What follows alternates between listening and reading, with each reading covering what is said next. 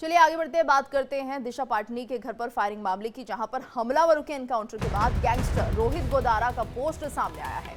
Encounter में मारे गए हमलावरों को बताया शहीद। गैंगस्टर रोहित गोदारा ने बदला लेने की बात भी कही है। तो हमलावरों के एनकाउंटर के बाद गैंगस्टर रोहित गोदारा का पोस्ट सामने आता है, जिसमें मारे गए हमलावरों को शहीद बताया है और गैंगस्टर रोहित गोदारा ने बदला लेने की बात भी इसी पोस्ट के जरिए कह दी है। तो गैंगस्टर रोहित गोदारा का ये पोस्ट सामने आया है, जिसमें मारे गए हमलावरों को शहीद बता दिया है और उसके अलावा गैंगस्टर रोहित गोदारा ने बदला लेने की बात भी इस पोस्ट के जरिए की है। तो देखिए पोस्ट है, अच्छा खासा लंबा पोस्ट है ये, और यहाँ पर गैंगस्टर रोहित गोदारा ने किस तरह से जो हमलावर मारे गए हैं, जिन पर 1-1 लाख का इनाम था, उनके मरने पर उन्हें शहीद बताया है और बदला लेने की बात भी यहाँ पर की है। तो एनकाउंटर हुआ है और एक तरह से यहाँ पर एक लंबा पोस्ट जो रोहित गोदारा ने दिया है, तो लगातार इसको लेकर बदला लेने की बात भी कही जा रही है। अगर इस पोस्ट को ध्यान से देखेंगे तो बहुत कुछ रोहित गोदारा ने इस पोस्ट में लिखा है, और पहले भी जब फायरिंग हुई थी दिशा पाटनी के घर पर, तो भी रोहित गोदारा ने पोस्ट के जरिए यहाँ पर जिम्मेदारी ली थी और बताया था कि ये जो हमलावर थे वो रोहित गोदारा गैंग से ही जुड़े हुए थे और किस तरह से उन्होंने फायरिंग को अंजाम दिया था। हालांकि इन हमलावरों के बारे में ये भी कहा जाता है कि 1-1 लाख के इनामी बदमाश थे, जिन्हें पुलिस काफ़ी लंबे समय से ढूंढ रही थी और एक तरह से संयुक्त कार्रवाई थी ये यूपी, हरियाणा और दिल्ली पुलिस की। लगातार जिस तरह से गैंगस्टर्स यूपी, हरियाणा और दिल्ली में सक्रिय थे, इसको लेकर खौफ का माहौल बना हुआ था। और अगर उत्तर प्रदेश की बात करें, जहाँ पर लगातार कानून व्यवस्था को दुरुस्त करने के लिए यहाँ की पुलिस ऑपरेशन लंगड़ा भी चला रही है, तो ऐसे में सीधे तौर पर जब दिशा पाटनी के पिता सीएम योगी आदित्यनाथ से मुलाकात करते हैं, उसके बाद ये कार्रवाई की गई है और एक तरह से मुंहतोड़ जवाब है ऐसे गैंगस्टर्स को जो कि दहशत फैलाने का काम करते हैं। तो यहाँ पर इस पोस्ट के जरिए इन हमलावरों को शहीद का दर्जा दे दिया गया है। रोहित गोदारा का ये पोस्ट है और सीधे तौर पर यहाँ पर बहुत ऐसी बातें लिखी गई हैं जिसके चलते इन्हें पढ़कर ऐसा लगेगा कि एक तरह से बदले की रणनीति यहाँ पर बनाई जा रही है। यानी कि सीधे तौर पर गैंगस्टर रोहित गोदारा ने कहा है कि बदला लिया जाएगा और जो हमलावर मारे गए हैं एनकाउंटर में, उन्हें शहीद बताया है। हालांकि जो तरीका रहा है वो बहुत ही ज़्यादा खतरनाक है, लोगों में दहशत पहुंचाने की कोशिश थी और ये वांटेड थे। तकरीबन 1 लाख का इनाम इन हमलावरों पर था, जिनकी पुलिस लगातार धरपकड़ करने की कोशिश कर रही थी, लेकिन पकड़े नहीं गए। और इससे पहले जिस तरह से ये बदमाश रेकी कर रहे थे, इस इलाके में घूम रहे थे, डर का माहौल बनाने की कोशिश कर रहे थे, उसमें काफ़ी हद तक ये सफल भी हुए थे। और ज़्यादा जानकारी के लिए बात करेंगे संवाददाता रजनीश से। रजनीश, फिलहाल जिस तरह से रोहित गोदारा का पोस्ट आया है, क्या कुछ लिखा गया है इसमें और क्या बदले की कार्रवाई करने की बात भी कही जा रही है?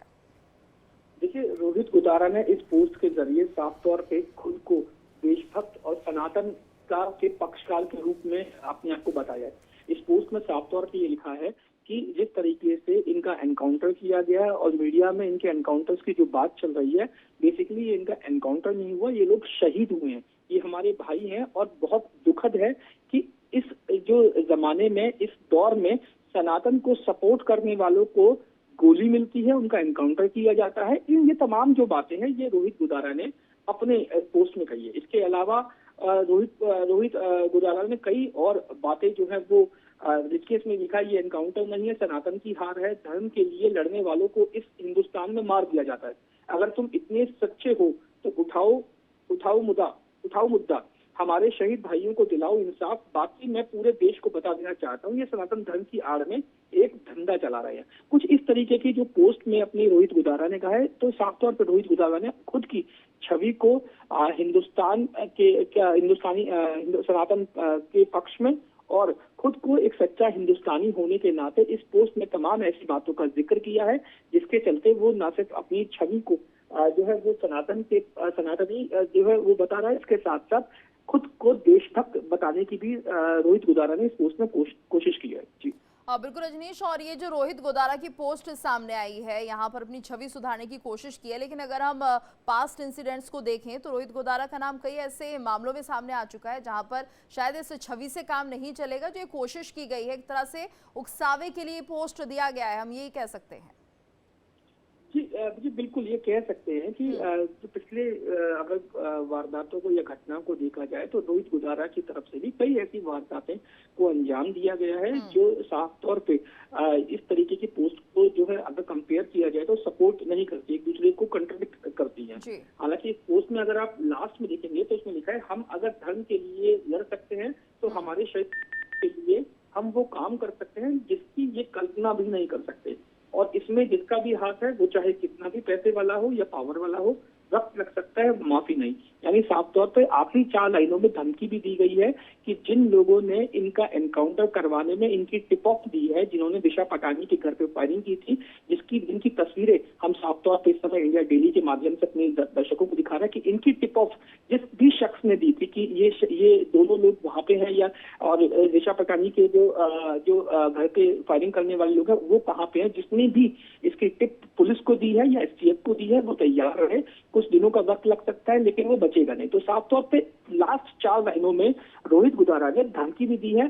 तो अब ये देखने वाली बात होगी कि आने वाले समय में रोहित गुदारा की इस पोस्ट के क्या मायने निकलते हैं और क्या रोहित गुदारा की तरफ से आगे स्टेप लिया जाता है। जी बिल्कुल। तो रजनीश, क्या माना जाए अगर यहाँ पर कोई कानून का उल्लंघन करेगा और उसके बाद इस तरह की पोस्ट देगा, तो क्या ये अधिकार ऐसे अपराधियों को है कि वो यहाँ पर धर्म के नाम पर अपना बचाव करें और अपने आप को सही साबित करें? क्योंकि सही तो कुछ नहीं किया उन्होंने, धर्म के रक्षक ये बनते हैं। और अगर इनके पुराने कामों को देखा जाए तो किस तरह से इनका काम रहा है वो हर कोई जानता है। 3 राज्यों में तो पुलिस इन्हें ढूंढ ही रही है।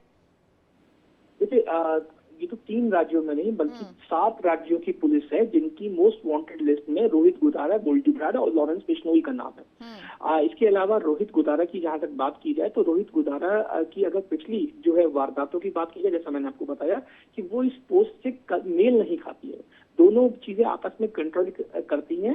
लेकिन जाहिर तौर पे जहां तक बात इस पोस्ट की है तो इस पोस्ट के जरिए चाहे कोई खुद को कितना भी सनातनी बताए, कोई खुद को कितना भी देशभक्त बताए, लेकिन अगर देश विरोधी गतिविधियों में कोई संलिप्त होगा या कानून का जो उल्लंघन करेगा उसको जो है वो कानून के मुताबिक या संविधान के मुताबिक उसको सजा जरूर दी जाएगी।